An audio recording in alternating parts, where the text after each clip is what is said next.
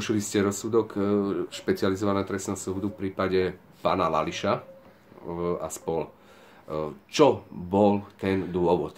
Gro celého je to, že sme zistili v tejto skupinovej kauze porušenie princípu prezumcie neviny. Že Senát vo veci konajúci už predtým vo viacerých rozhodnutiach konštatoval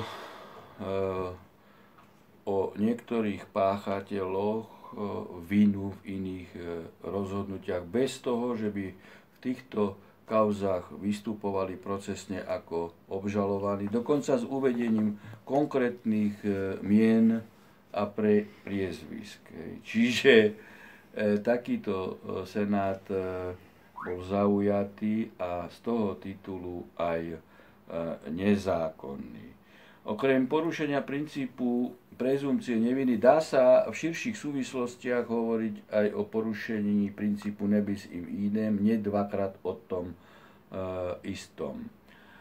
To všetko je dôsledkom nesystémových zmien v trestnom zákonodárstve, ktoré sa týkajú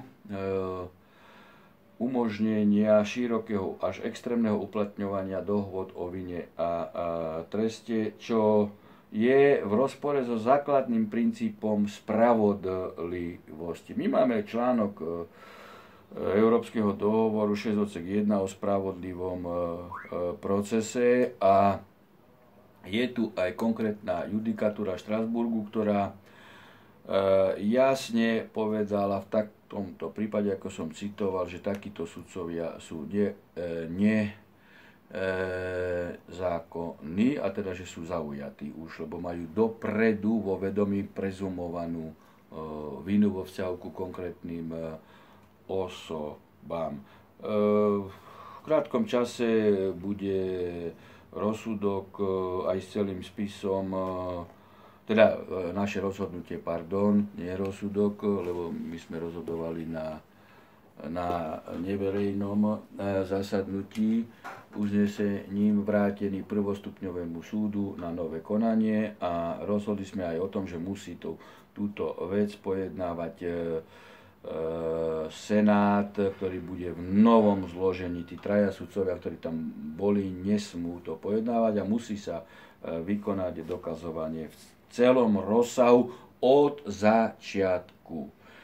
I keď sme toto konštatovali, nad rámec v odôvodnení rozhodnutia bude uvedené všetko, čo sa stalo nezákonným spôsobom v procese dokazovania zo strany tohto nezákonného senátu. Teda budú uvedené tam všetky pochybenia, ktorých sa tento senát dopustil. Nie preto, že by sme to museli, vzhľadom na konštatáciu, že rozhodoval nezákonný senát, by sme to nemuseli uvádzať. Ale práve vzhľadom na to, že ide o skupinovú vec, ktorá je zložitá, náročná a aj je, dá sa povedať, vymykajúca sa zo štandardného rozsahu.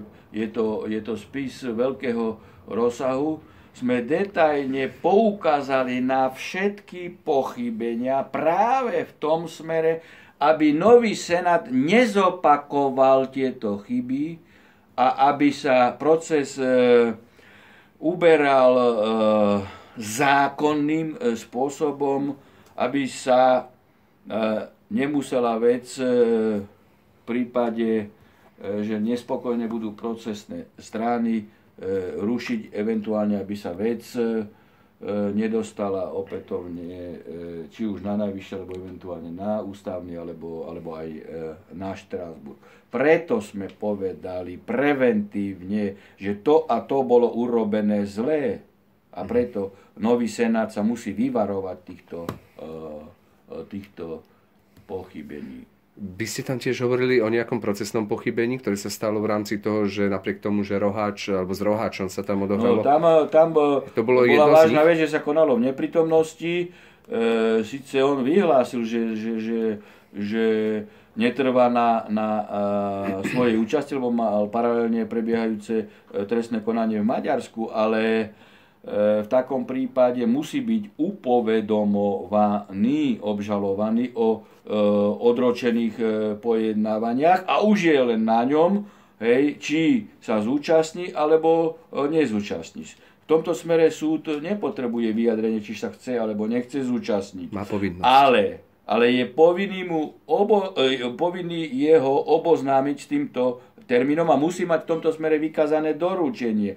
No a tam máme zistené, že namiesto toho rohača preberal niekto iný zásielky, lebo tam nie je jeho podpis. No tak to keby išiel potom rohač do Štrasburgu, tak musí byť úspešný. Takže by sme boli v takej procesnej pozícii, že keby sme neukončili tieto nezákonnosti, hej, tak tieto nezákonnosti by nabalovali ďalšie nezákonnosti a nakoniec by mohli byť obvinení alebo obžalovaní, hej, úspešní a boli by 1000% úspešní, pokiaľ nie na ústavnom súde, tak v Štrasburgu. Lebo keď sa deje nezákonnosť pri trestnom čine vraždy, ste ju povinní ukončiť. Bez akýchkoľvek nejakých, by som povedal, zábran z toho titulu, že ide o vraždu a že to je nebezpečný zločin alebo trestný čin. Pretože keď súdca, a to by mali dodržiavať aj prokurátori, aj policajti, keď raz sa nedodrží zákon pri trestnom čine vraždy, zajtra sa nedodrží pri trestnom čine výtržníctva, alebo pri trestnom čine ubliženie na zdraví, alebo potom sa môžu aj na podklade tolerovanej nezákonnosti pri vražde vyfabrikovať nezákonnosti a aj simulovaná trestná činnosť. Veď pri vražde je test zákonnosti štátu, test právneho štátu. Nie, že ospravedlníme nezákonnosti, lebo ide o vraždu. No veď vražda musí byť super vyšetrená. A čo keď nie je dokázaná? A my sa máme po toto podpísať na podklade nezákonných dôkazov? Alebo inej nezákonnosti. Teraz myslím vo všeobecnosti. Jasné. My sme povinní. Často sa podsúva chyba súdom a sudcom. No, ale ako my sme tam podpísaní sudcovia, aj pokiaľ ide o väzbu alebo iné veci. No keď nemáte dôkazy, tak čo ako sa máte podpísať po toto? A čo keď je nevinný? V týchto prípadoch, konkrétnych, ktorý aj teraz ste teda vrátili späť, vystupuje jeden korunný svedok, ktorého nebudem menovať, ale teda ten absolútne nie je trestne stíhaný za skutky a zúčastňoval sa, aj sám sa priznával k účasti aj na týchto vraždách, ktoré sú v tomto prípade. Povoluje to zákon a ako to vnímate vy? Pozrite, aj touto otázkou sa bude odôvodnenie rozhodnutia zaoberať. Platí tu prijatá norma aj trestného zákona, aj trestného poriadku, tzv. Trestné zákonodárstvo naše, ale platí aj ústava. A podľa ústavy o vine a treste rozhoduje súd. A preto aj týmito otázkami sa budeme zaoberať. Ja tvrdím, že tieto normy, ktoré boli prijaté v 2005 roku, to bola politická dohoda medzi Kaliňákom a Lipšicom, pretože obidvaja vo výraznom rozsahu, ešte predtým to bol Pálko, rozložili políciu. Kvalitných ľudí vyštvali z polície, doslova ich vyhnali, potom tam nabrali nových učiteľov geológie, teológie, telocviku, inžinierov. Dobrého policajta vyrobiť, to nie je otázka 2-3 rokov. To je presne taká istá dlhá príprava ako u kvalitného sudcu a prokurátora.